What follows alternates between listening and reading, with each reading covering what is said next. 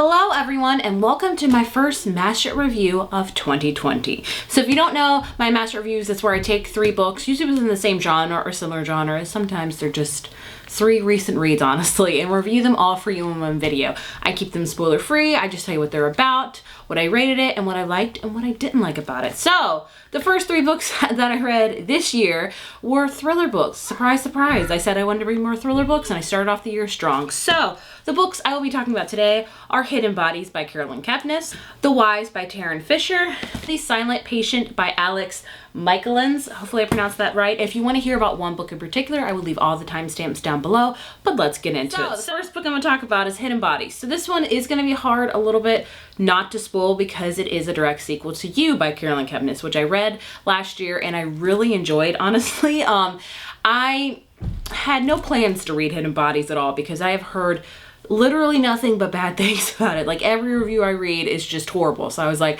I'm never gonna read it. And then the show came out of You and I really liked season 1 and then season 2 was announced. So I was like, crap, I guess I have to read it in order to watch the show and see what they've changed. And let's just say I finished this and I'm halfway through the season and they've changed a whole lot. I will be talking about You season 2 in a whole video by itself. So be on the lookout for that in a couple weeks when I eventually finish the season. But either way, if you don't know what the first book in this series is about, You, we follow directly from the point of view of Joe, who works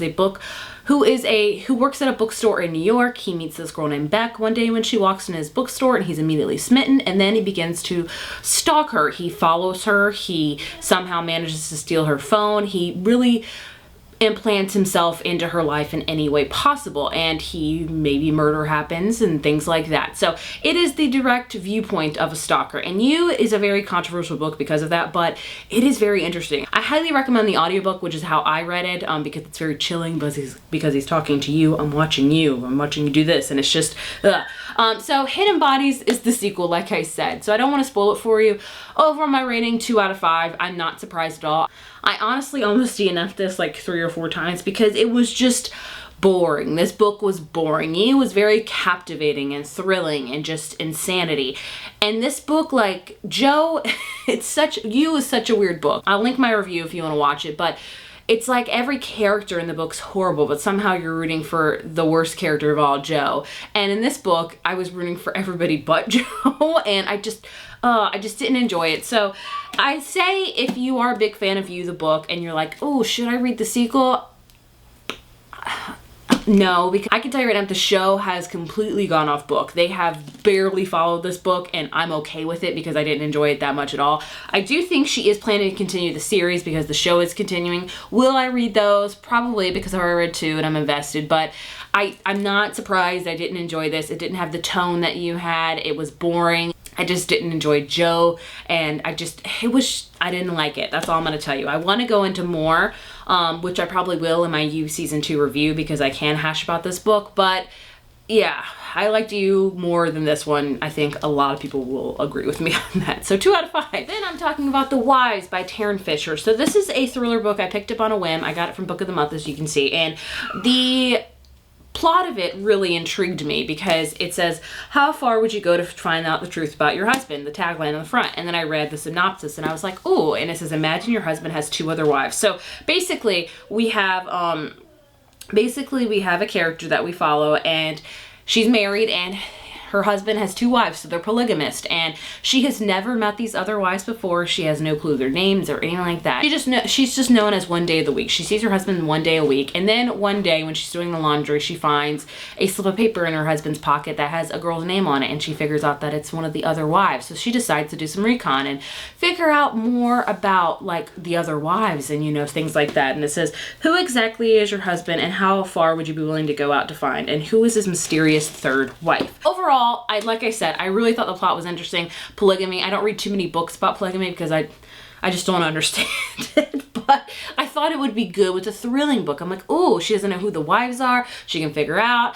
Overall, I gave this book a 2 out of 5. It was very, very disappointing. It started off so strong, and I was very invested in the first quarter of it because it was just thrilling, and the writing is very, very easy to get into. This is my first Taryn Fisher novel, but after that, it just got dicey. I don't think it's spoiling to say they definitely use mental illness as a plot device in this book, which a lot of thrillers do, which could be a good or bad thing. It's probably ultimately a bad thing, let's be real. But with this book in particular, it really, really made me upset. It was an event that happened to her, and because of that event, she spiraled, and then they used that as a plot device. And I was just not a fan of that at all. I did not like the way it ended. It was just, it could have been a lot more, but it wasn't. So I have seen mixed reviews on this book on Goodreads. There's a lot of people that really enjoy it and thought it was thrilling and captivating, and I will say it was that. It had me hooked, but there's also a lot of other reviews that are just like, ugh, could have been a lot better, but it wasn't, and I agree with that. It was just a big disappointment for me, and as always with all of my book reviews, take this with a grain of salt, especially me with thrillers. I'm still a novice when it comes to thrillers. I've read less than 20 probably, so I'm not an expert by any means. So if you love this book, that's great. I didn't. That's okay. 2 out of 5. Sorry to say. The last book is The Silent Patient. So this one came out last year. A lot of people raved about it. So of course I thought this year I would finally read it. It's about a woman named Alicia who has a picture perfect life. She's a painter. She's married to this famous fashion photographer. And then one evening her husband Gabriel returns home late from work, and Alicia shoots him in the face 5 times and then never speaks another word. And so then we go on from there. She's put into a mental institution because she's not talking, and they've kind of declared her insane. And we follow the point of view from a therapist, Theo, who is captivated by Alicia's story and jumps at the opportunity to work for her. Shocking, thought-provoking, and deeply twisted, The Silent Patient is a spellbinding psychology thriller about violence, obsession, and the dark side of passion. I'm still unsure of what to rate this book. It's teetering right now between like a 3 and a 3.5. I might bring my half stars back this year because I don't know. I don't think it's a 4.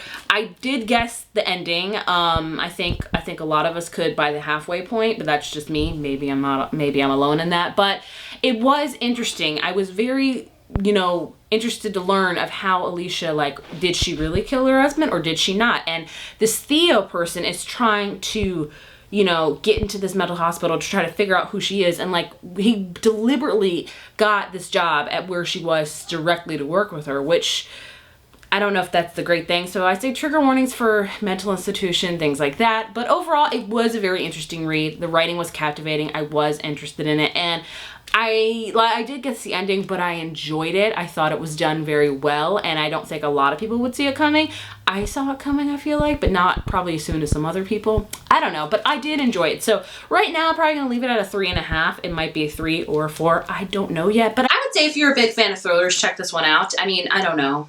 Like I said, right now I'm feeling like it's a 3.5. I have to really hash it. I really have to think about it more. I did just finish this literally this morning, so that could be why I'm still kind of marinating on it. I don't know, but I still did enjoy it, and I do definitely want to read more of his books. I don't know if he's written any more books. I'm not sure.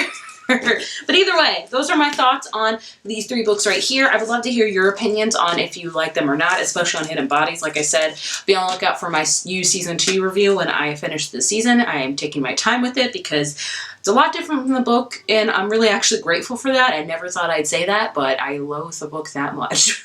Yeah, I would love to hear what you thought about these books, and if you have any thriller recommendations, please leave them down below. Thank you guys so much for watching, and I will see you in my next video. Bye.